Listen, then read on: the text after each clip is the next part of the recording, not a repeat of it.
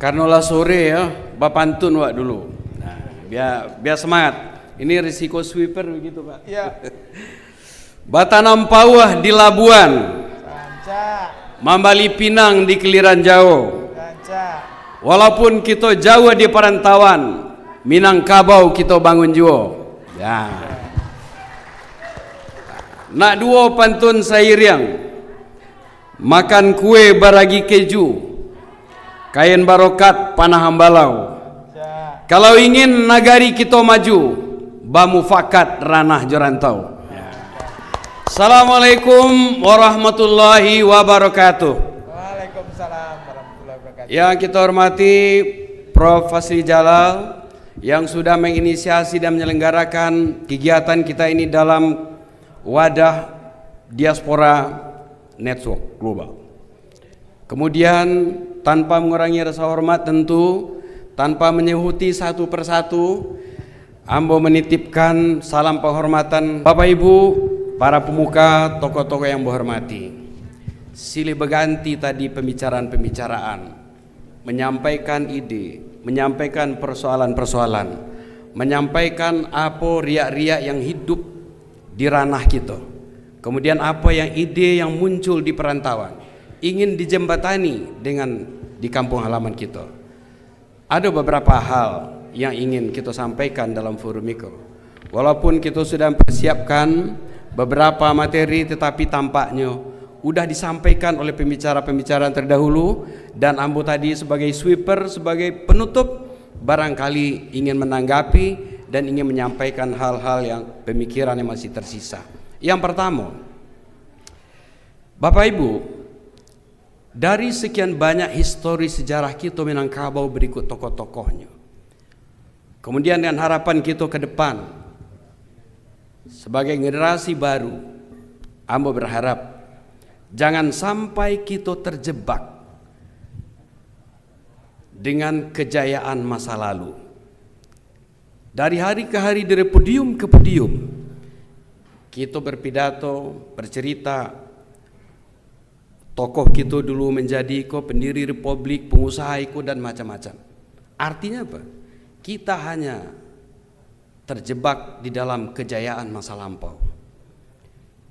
Dari kejayaan masa lampau itu sebenarnya harus kita maknai sebagai guru kehidupan semua Minangkabau untuk berobsesi bagi kemajuan kita di masa mendatang. Bukan untuk halusinasi kita ke depan, tapi untuk cita-cita baru kita, untuk anak kemenakan dan ranah kita Minangkabau membangkit batang terandam dalam arti yang sesungguhnya. Jadi sekali lagi, satu, kita jangan terjebak dengan kejayaan masa lalu, kita jangan berhalusinasi dengan masa depan, tapi kita berguru kepada tokoh-tokoh kita untuk menciptakan masa depan yang baru bagi kemajuan kita Minangkabau.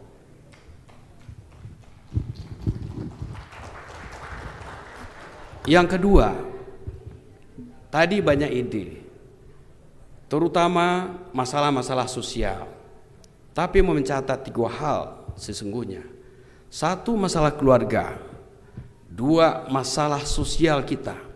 Dan 3, masalah investasi. Ketiga masalah itu nampaknya disinggung tadi. Mulai dari harapan Pak Ketua DPRD, mulai dari Pak Ketua Elkam, dan yang namun jika kita musyawarah, mufakat, ranah dan rantau, tentu kita ingin mengukakan sesuatu. Pertama, soal keluarga. Persoalan keluarga salah satu disinggung oleh Ketua Elkam tadi. Kalau di sandiwara film drama namanya pernikahan dini, tapi nampaknya di ranah terjadi perceraian dini, ya, perceraian dini. Sehingga timbul pemikiran dari Elkam, dari pemuka adat barangkali, tidak bisa perceraian di pengadilan kalau lun ado diselesaikan oleh pihak internal keluarga.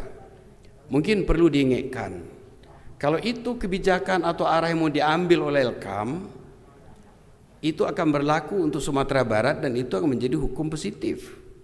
Dan itu akan bersentuhan dengan hukum nasional kita. Jadi jangan terlalu mudah kita untuk mengambil keputusan sebelum kita kaji terlebih dahulu. Sebetulnya untuk masalah yang seperti itu, kalau kita kaji bandingkan dengan ke luar negeri, di Jepang itu ada namanya, Pak Ketua LKAM tidak ada ya, itu ada namanya wakai dan cote. Setiap sengketa keluarga sebelum masuk pengadilan harus diselesaikan dengan mediasi di luar pengadilan. Dan itu harus jadi patokan, mungkin itu bisa jadi salah satu sumber bagi kebijakan atau pemikiran yang mau diambil oleh LKAM. Tapi sifatnya adalah mediasi. Kedua, soal sosial. Tadi Pak Firdaus juga singgung, pembicaraan lain juga singgung, LGBT. Sebenarnya ada juga Pak, judi, perjudian online, pinjaman online yang salah kaprah. Banyak dinamika sosial berkonteks negatif yang bermunculan. Masalahnya di mana? Apakah hukum positif kita, hukum nasional kita yang salah? Apakah peran kelembagaan adat atau tokoh agama kita yang lengah?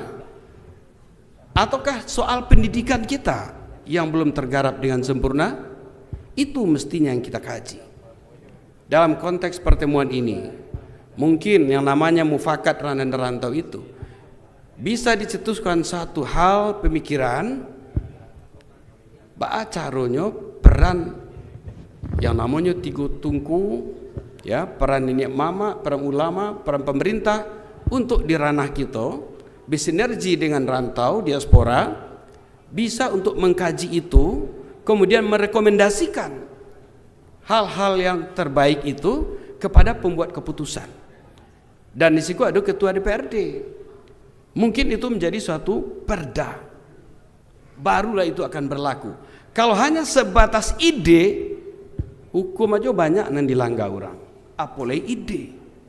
Jadi kok semangat kita, dan tepat rasanya ada ketua DPRD yang hadir. Bahkan mungkin itu Pak Ketua bisa menjadi suatu inisiasi, perda inisiatif dari DPRD. Kemudian soal investasi, naikonan bergejolak kini. Kita baca berita bencana, di balik bencana selalu diselipkan ilegal. Sebelum kasus tambang emas musibah itu, dulu juga ada di Sawalunto masalah tambang batu bara. Kalau kita bicara ilegal, non ilegal yang sah berarti tentu kita bicara soal hukumnya. Izin Pak Ketua DPRD. Secara hukum, agak hukum Pak, karena orangnya orang hukum. Secara hukum sebenarnya, secara kondisional konstitusi, hukum kita sudah cukup untuk mengakui apa yang namanya itu masyarakat hukum adat, termasuk tanah ulayatnya. Kemudian di dalam putusan Mahkamah Konstitusi sudah diamanatkan, sebaiknya perda itu pemerintah daerah membuat peraturan daerah tentang pengakuan masyarakat hukum adat dan tanah ulayatnya. Cobalah kita koreksi hari ini. Labara perda yang ada di Sumbar itu yang membuat perda tentang pengakuan masyarakat hukum adat. Karena kalaulah dibuat perda tentang pengakuan masyarakat hukum adat, itu akan berisan bersentuhan langsung dengan pengakuan terhadap hak ulayat. Kalau hak ulayat sudah diakui, soal investasi bisa kita negosiasikan. Artinya apa? Dalam investasi di tanah ulayat, persoalan kita yang banyak di kampung ini, itu tidak bisa dibuat oleh salah satu pihak, tapi harus dibuat suatu perjanjian yang salah satu pihaknya itu, pihak utama itu adalah pemilik atau pengelola hak ulayat itu. Tidak mungkin bisa hanya ditumpangkan kepada seorang mamak kepala waris saja oleh. Itulah sebabnya kebetulan aku sebagai seorang praktisi hukum juga ada sejumlah sengketa investasi di ranah Minang yang sedang aku tangani itu, perkaranya berlanjut. Dulu dari mamaknya lah selesai, mamaknya meninggal diungkit balik di Kemenakan lah selesai diungkit balik di cucunya. Nah, persoalannya apa? Jadi harus ada terkait investasi yang mendesak adalah harus ada perda yang mengakui tentang masyarakat hukum adat kita dan diikuti dengan pengakuan terhadap pengelolaan hak wilayah. Kalau sudah ada pengakuan, berarti akan ada di situ siapa yang berwenang untuk membuat perjanjian berinvestasi di wilayah. Mungkin itu. Dari pembicaraan yang tadi, Ambo mencatat dari Pak Rektor tadi yang terpenting, satu soal kepastian hukumnya, perdanya. Kalau tadi Elkam ingin membuat ketentuan yang lain-lain, tuangkanlah itu, kemudian masukkan itu menjadi perda. Jangan itu sekedar himbauan. Satu, kepastian hukum. Yang kedua, konektivitas. Ambo menyitir tadi dari pendapat dari Andalas tadi, konektivitas. Kemudian komunikasi. Karena itu adalah masalah masyarakat kita, maka persoalan-persoalan itu dan solusinya harus kita komunikasikan. Rasanya tidak ada hambatan untuk komunikasi. Kalaupun tadi Pak Firdaus mengatakan akan ada komunikasi berbasis nagari, bisa saja itu nanti kita dahului dengan memanfaatkan kemajuan teknologi digital. Jadi tidak ada yang tidak tersapu oleh komunikasi.